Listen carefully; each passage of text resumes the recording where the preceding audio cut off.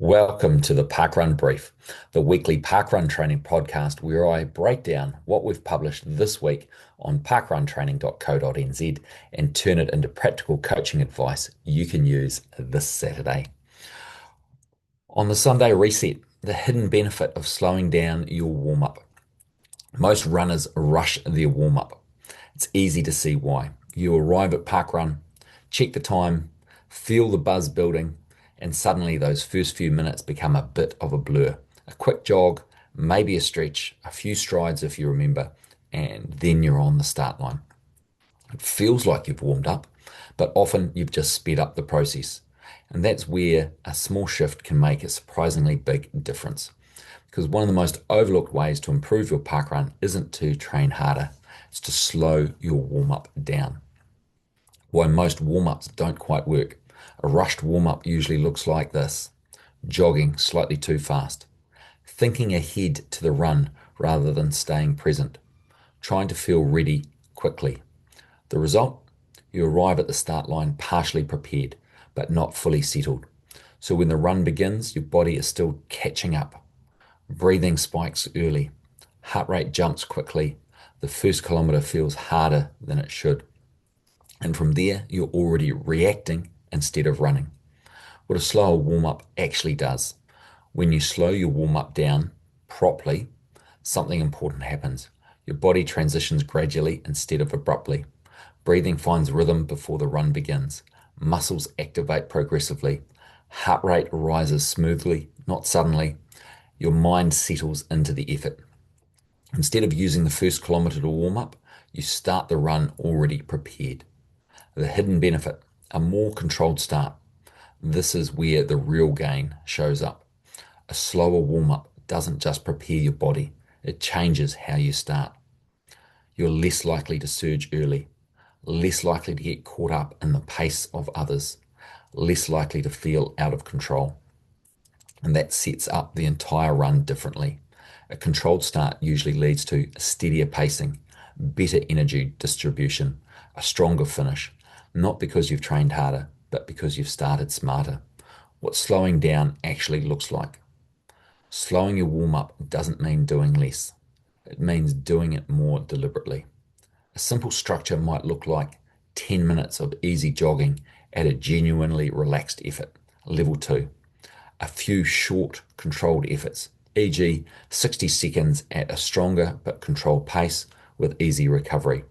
Finish close to the start line, not standing around cooling down.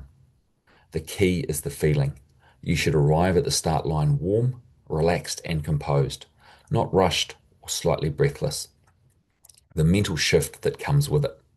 There's another benefit most runners don't expect. A slower warm-up gives you time to arrive mentally. Instead of jumping straight into effort mode, you settle your thoughts, focus on how you want to run, remove some of the start line tension. That calmness carries into the run. And when things get uncomfortable later, you're more likely to stay composed because you started that way. Why this matters for every park runner. Regardless of your pace, the same principles apply. Every runner benefits from a smoother start, better control early, less wasted energy in the first kilometre. A rushed warm-up works against all three. A slower one supports them. It's a simple change, but one that influences everything that follows. Your Sunday reset. Before next Saturday, make one decision. You're going to slow your warm-up down. Not dramatically, just enough to feel in control. Start easier than you think. Build gradually, arrive calm, not rushed. Because the goal of the warm-up isn't just to get ready, it's to set the tone for the entire run. And when you get that right, the rest of the run often takes care of itself. For the Saturday spark, the most common pacing mistakes park runners make. Most park runners don't lose time because they lack effort. They lose time because they waste effort. And the biggest place that happens is through pacing. You can be fit, motivated, and ready to run well, but if your pacing is off, the result often feels harder than it should. The good news: pacing mistakes are fixable. Once you know what to look for, you can start running smarter and finishing stronger. Mistake 1, starting too fast. This is the classic one. The whistle goes, adrenaline rises, and the crowd surges. and suddenly your first kilometre is well ahead of plan. Feels great for a minute, then later breathing gets ragged, legs tighten early, pace slips badly in the second half. A fast first kilometre often creates a slow last one. Mistake 2, chasing other runners. You see someone moving ahead and decide to go with them. The problem? You're pacing their run, not yours. Everyone has different fitness levels, strengths, race plans, and bad decisions. Use other runners for motivation, not for setting your effort. Mistake 3, switching off in the middle. Many runners survive the start. They mentally drift through kilometres 2 to 4. Cadence drops, focus fades, effort becomes passive. This is where good runs quietly unravel. The middle section deserves attention. Stay engaged, stay smooth, stay purposeful. Mistake 4, saving too much for the finish. Some runners hold back so much early that they finish with too much left. A sprint in the final 100 metres is great, but not if you gave away time in the previous kilometre. Good pacing means using your effort across the whole 5 kilometres, not saving it all for the end. Mistake 5, letting the watch control everything.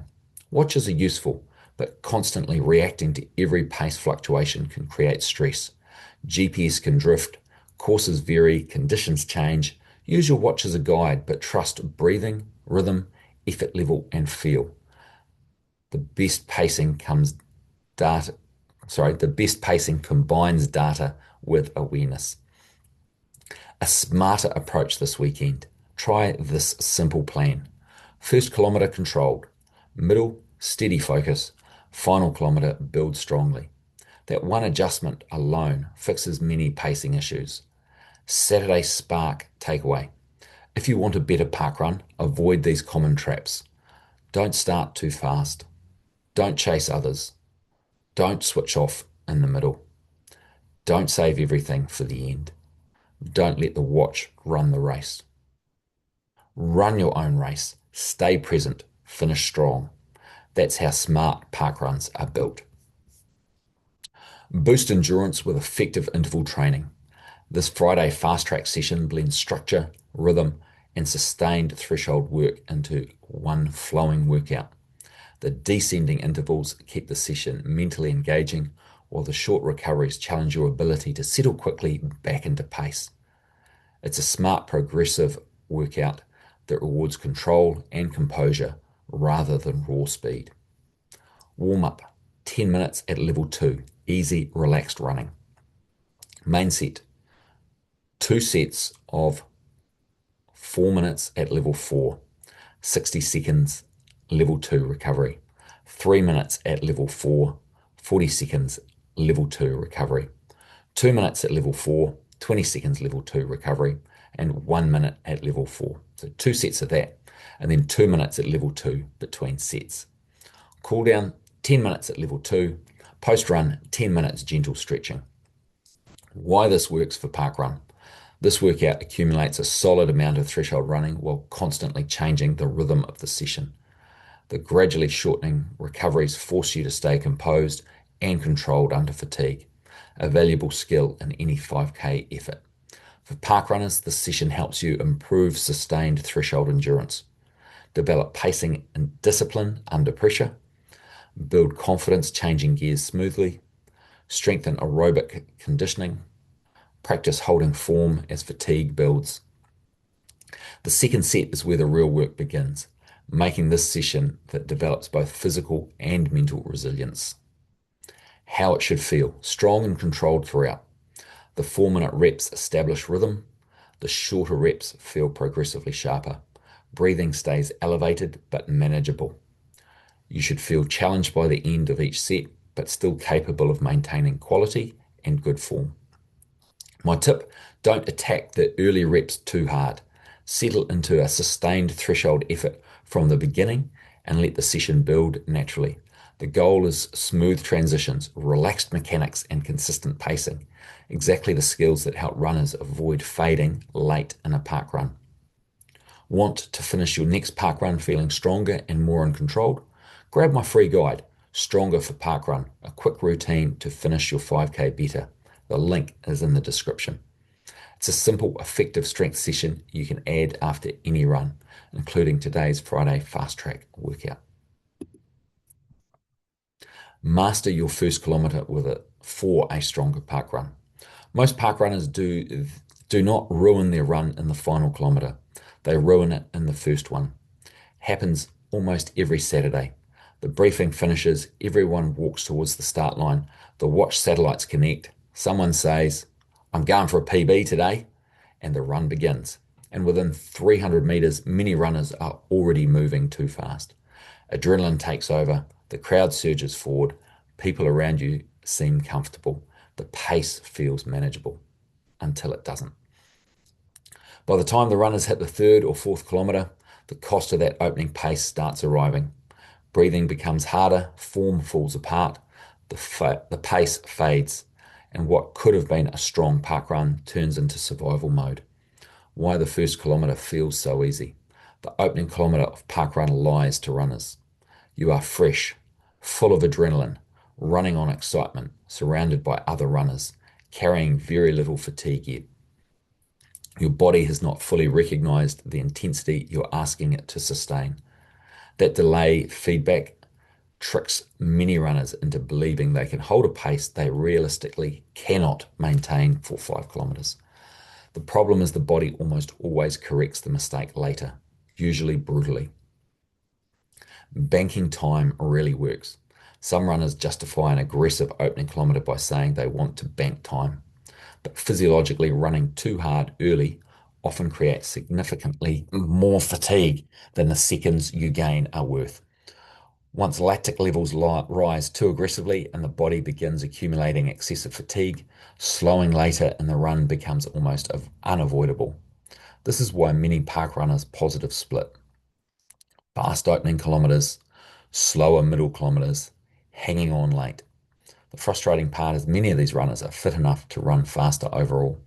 They simply distribute their effort poorly. The best park runners often look controlled early. Watch experienced runners carefully. Many of them do not look particularly aggressive over the opening few hundred metres. In fact, they often appear relaxed, controlled, patient.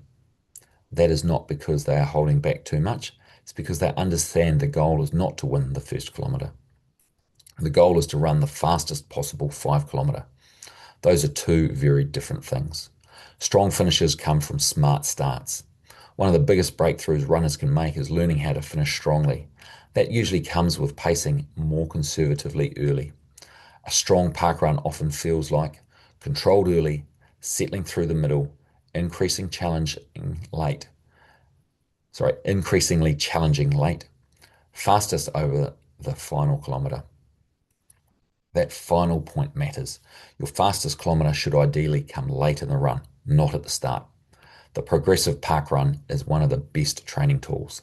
One of my favourite ways to teach pacing is through a progressive park run. This means first kilometre controlled, second kilometre slightly quicker, third kilometre settling into rhythm, fourth kilometre working hard, fifth kilometre fastest of the day. This approach develops pacing awareness, patience, confidence, aerobic strength, finishing ability.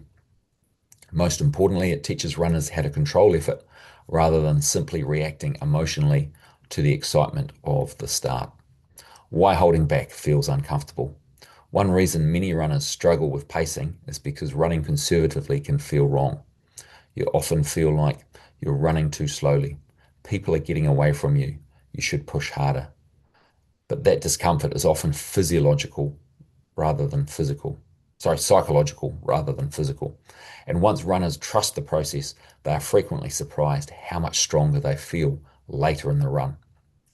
There is something incredibly satisfying about moving past runners over the final 2 kilometres rather than being passed yourself. Better pacing creates better PBs. Ironically, runners who stop obsessing about aggressive starts often end up running faster overall. Why? Because they fade less, they maintain form better, they sustain effort longer, they finish stronger, they recover better afterwards. Good pacing does not mean running cautiously. It means distributing effort intelligently. Want to learn 4 different ways to pace parkrun? This is exactly why I created my free guide.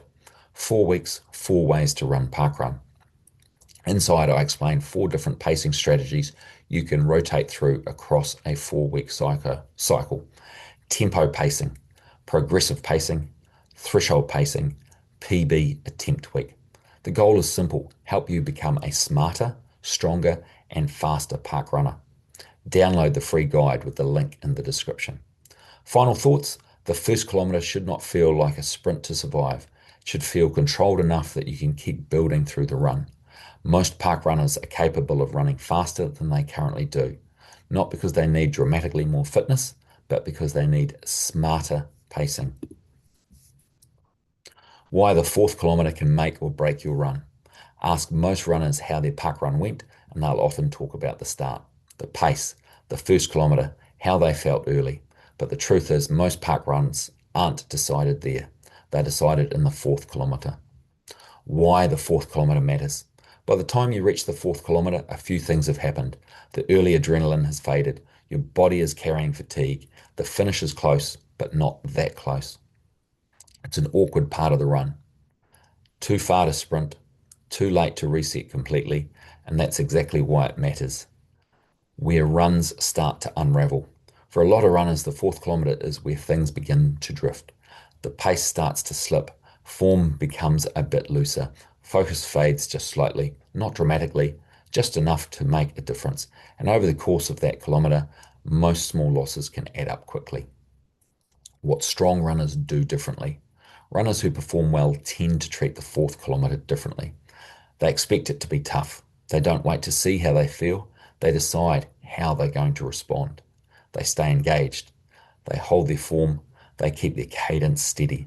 They treat it as the moment to stay in the race, not to drift out of it. A mental shift that helps. Instead of thinking of the fourth kilometre as something to get through, think of it as something to work with. This is where you make decisions. Do you stay committed? Do you hold your effort?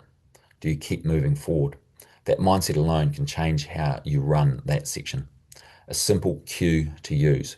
When you hit the 4 kilometre mark, give yourself a clear instruction.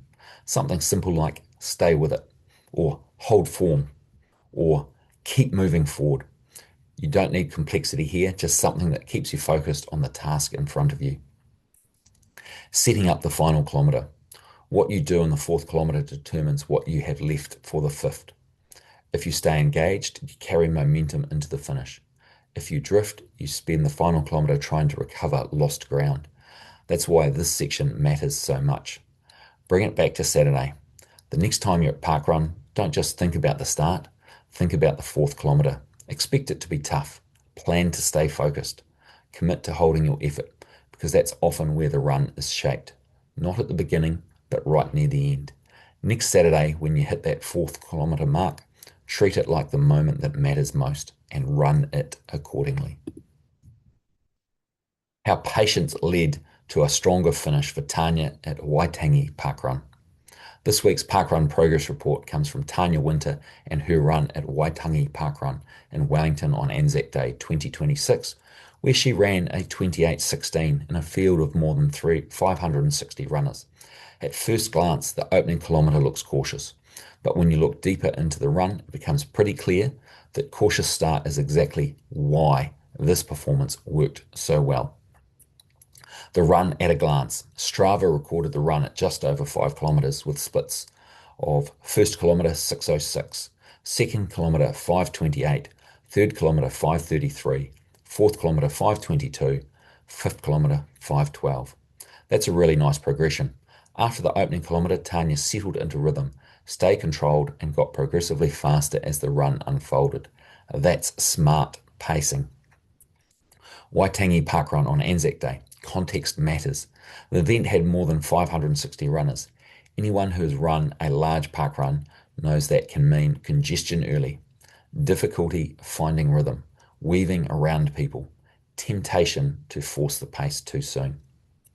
The opening kilometre at 6:06 strongly suggests Tanya made a deliberate decision to stay calm, avoid fighting the crowd, and let the race come to her. Honestly, that was probably the smartest option available. The biggest positive, she never faded. This is the standout feature of the run.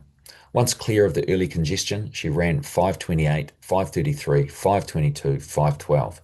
That final kilometre at 5:12 is excellent relative to the opener. Tells us she still had strength late in the run. That's what you want from a 5K. Why patience matters in a park run. A lot of runners make the mistake of panicking after a slow first kilometre. They think, I'm behind pace, I need to make time up now. So they surge and often burn too much energy too early, fade later in the run. Tanya didn't do that. She trusted the process, and because of that, she was able to maintain rhythm, keep moving well, and finish stronger than many around her. Cadence tells a really good story. Even without heart rate data, cadence gives us some useful insights. Cadence sat very consistently around 172 to 176 SPM. That's excellent stability. It suggests efficient movement, good rhythm, no major breakdown under fatigue. And importantly, cadence lifted again late in the run. That matches the stronger finish. Only seconds away from her best. Tanya's best park run this year is 28:06 at Hamilton Lake. This run was 28:16, only 10 seconds slower. But when you factor in the size of the field, the congestion, the cautious opening kilometre, the unfamiliar course, it's arguably just as strong a performance, possibly even smarter from an execution perspective. What this run really shows. This wasn't a runner desperately hanging on for a time. This was a runner building through the event and finishing with confidence. That's a huge difference. Where the next gains are. Because Tanya finished so strongly, the opportunity is pretty obvious. Not a dramatically faster start, but perhaps getting into rhythm slightly earlier once clear of congestion, reducing the gap created in the opening kilometre, trusting that late strength even more. That could easily bring another 10 to 20 seconds and potentially a new PB. The lesson for every park runner. Sometimes the smartest first kilometre is the one that lets you finish fastest. Tanya's run is a really good reminder that pacing isn't about being aggressive early. It's about staying controlled, building rhythm, and having something left when the run gets hard. Want help with your own parkrun pacing? If you'd like help pacing smarter, finishing stronger, and improving your confidence over 5K, Parkrun Kickstart is designed to help you do exactly that. Join Parkrun Kickstart with the link in the description. And if you'd like your own run analysed in a future Parkrun progress report, apply with the link in the description below. Kia kite anō, and all the best for your next parkrun.